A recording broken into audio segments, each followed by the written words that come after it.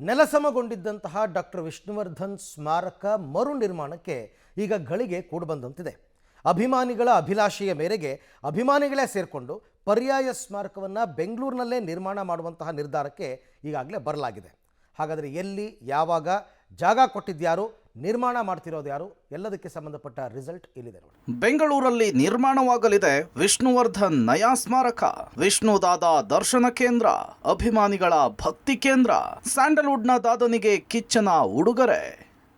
August 8ರ ರಾತ್ರೋರಾತ್ರಿ ವಿಷ್ಣುವರ್ಧನ್ ಸ್ಮಾರಕವನ್ನು ನೆಲಸಮ ಮಾಡಲಾಯಿತು. ಅವಶೇಷವೂ ಉಳಿಯದಂತೆ ತೆರವು ಮಾಡಲಾಗಿದೆ. ಅಭಿಮಾನಿಗಳ ಬೇಸರಕ್ಕೆ ಅಭಿಮಾನಿಗಳೇ ಪರ್ಯಾಯ ಮಾರ್ಗವನ್ನು ಕಂಡುಕೊಂಡಿದ್ದಾರೆ. ಇದೀಗ ಬೆಂಗಳೂರಿನ ಅಭಿಮಾನ್ ಸ್ಟುಡಿಯೋ ಸಮೀಪದ 3 ಕಿಲೋಮೀಟರ್ ಅಂತರದಲ್ಲಿಯೇ ಹೊಸ ವಿಷ್ಣು ಸ್ಮಾರಕ ನಿರ್ಮಾಣಕ್ಕೆ ತಯಾರಿಯಾಗಿದೆ. ಕೆಂಗೇರಿ ಬಳಿ ಅರ್ಧ ಎಕರೆ ಜಾಗವನ್ನ ಸಾಹಸ ಸಿಂಹ ಡಾಕ್ಟರ್ ವಿಷ್ಣುವರ್ಧನ್ ಅಭಿಮಾನಿ ಕಿಚ್ಚ ಸುದೀಪ್ ನೀಡಿದ್ದು ಶೀಘ್ರದಲ್ಲಿಯೇ ಸ್ಮಾರಕ ತಲೆ ಎತ್ತಲಿದೆ.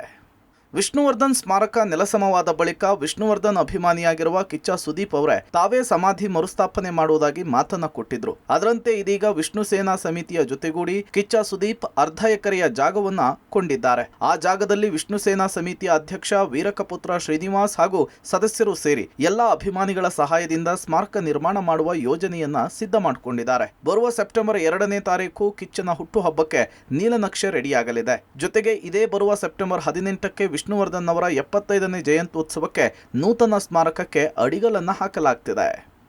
ಡಾಕ್ಟರ್ ವಿಷ್ಣುವರ್ಧನ್ ಅವರ ಪುಣ್ಯಭೂಮಿ ಇನ್ನು ಉಳಿಸಿಕೊಳ್ಳೋ ನಿಟ್ಟಿನಲ್ಲಿ ಕಿಚ್ಚ ಸುದೀಪ್ ಸರ್ ಬಹಳ ದೊಡ್ಡ ನಡೆಯನ್ನ ಘೋಷಣೆ ಮಾಡಿದ್ದಾರೆ. ಕೆಂಗೇರಿ ಹತ್ರ ಅರ್ಧ ಎಕರೆ ಜಾಗವನ್ನ ಅವರು ಖರೀದಿ ಮಾಡಿದ್ದಾರೆ. ಡಾಕ್ಟರ್ ವಿಷ್ಣುವರ್ಧನ್ ಅವರ ಸ್ಮಾರಕ ದರ್ಶನ ಕೇಂದ್ರ ಶೀಘ್ರದಲ್ಲಿಯೇ ಅದರ ನಿರ್ಮಾಣದ ಕೆಲಸಗಳನ್ನು ನಾವು ಆರಂಭಿಸ್ತಾ ಇದ್ದೀವಿ. ಸೆಪ್ಟೆಂಬರ್ 2 ಕಿಚ್ಚ ಸುದೀಪ್ ಸರ್ ಅವರ ಹುಟ್ಟುಹಬ್ಬ ದಿವಸ ಆ ಸ್ಮಾರಕ ಹೇಗಿರುತ್ತೆ ಅನ್ನುವಂತಹ ಒಂದು ಮಾಡೆಲ್ ಅನ್ನ ಜನರ ಮುಂದೆ ಬಿಡುಗಡೆ ಮಾಡ್ತೀವಿ.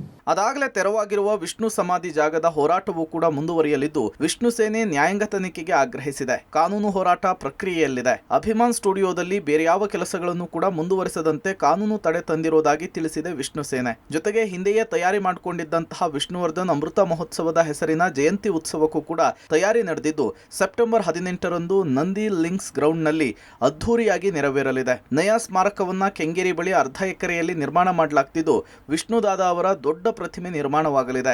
ಇದಕ್ಕೆ ದರ್ಶನ ಕೇಂದ್ರ ಅಂಥೇಳಿ ವಿಷ್ಣು ಸೇನೆ ಹೆಸರಿಟ್ಟಿದೆ. ಮೂಲ ಜಾಗದಲ್ಲಿ ವಿಷ್ಣುವರ್ಧನ್ ಸ್ಮಾರಕ ನಿರ್ಮಾಣ ಪ್ರಕ್ರಿಯೆಯ ಹೋರಾಟವೂ ಕೂಡ ಜೊತೆಗೆ ಮುಂದುವರಿಯಲಿದೆ. ಸದ್ಯಕ್ಕೆ ವಿಷ್ಣುವರ್ಧನ್ ಹುಟ್ಟುಹಬ್ಬ ಹಾಗೂ ಪುಣ್ಯತಿಥಿಯ ಸಮಯದಲ್ಲಿ ಅಭಿಮಾನಿಗಳ ದರ್ಶನಕ್ಕೆ ತೆರಳಲು ಪರ್ಯಾಯ ಜಾಗವನ್ನಾಗಿ ವಿಷ್ಣುವರ್ಧನ್ ನಯಾ ಸ್ಮಾರಕ ನಿರ್ಮಾಣ ಮಾಡುವುದರ ಹಿಂದಿನ ಉದ್ದೇಶವಾಗಿದೆ. ಒಂದು ನಿರ್ಧಾರಕ್ಕೆ ಬಂದಿದ್ದೇವೆ. ಡಾಕ್ಟರ್ ವಿಷ್ಣುವರ್ಧನ್ ಅವರ ಪುಣ್ಯಭೂಮಿ ಇನ್ನು ಉಳಿಸಿಕೊಳ್ಳೋ ನಿಟ್ಟಿನಲ್ಲಿ ಆ ಇಡೀ ಅಭಿಮಾನ ಸ್ಟುಡಿಯೋದ ಜಾಗವನ್ನ ನ್ಯಾಯಾಂಗ ತನಿಖೆಗೆ ಒಳಪಡಿಸಬೇಕು ಮತ್ತು ಆ ಜಾಗವನ್ನ ಮುಟ್ಟುಗೋಲು ಹಾಕಿಕೊಂಡು ಅದನ್ನ ಮೂಲ ಉದ್ದೇಶ ಏನಿತ್ತು ಆ ಸ್ಟುಡಿಯೋ ನಿರ್ಮಾಣ ಮಾಡಲಿಕ್ಕೆ ಹಾಗೆ ಅದನ್ನ ಉಳಿಸಿಕೊಳ್ಳೋ ನಿಟ್ಟಿನಲ್ಲಿ ಸರ್ಕಾರವನ್ನು ನಾವು ಒತ್ತಾಯ ಮಾಡ್ತೀವಿ, ಹೋರಾಟಗಳನ್ನ ಶುರು ಮಾಡ್ತೀವಿ ಅನ್ನೋದನ್ನ ಹೇಳಬೇಕಿತ್ತು.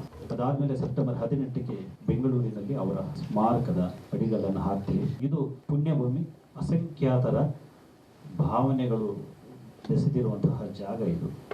ಆದರೆ ನಾವು ಒಂದು ದರ್ಶನ ಕೇಂದ್ರವನ್ನು ಮಾಡ್ತಿದ್ದೀವಿ. ಮುಂದಿನ ಸಾಹಸ ಸಿಂಹ ಹುಟ್ಟುಹಬ್ಬ ಬರುವ ಒಳಗೆ ಸ್ಮಾರಕ ಕಾರ್ಯ ಸಂಪೂರ್ಣ ಮಾಡುವ ಪ್ಲಾನ್ ಅನ್ನು ಮಾಡಿಕೊಂಡಿದೆ ವಿಷ್ಣು ಸೇನೆ.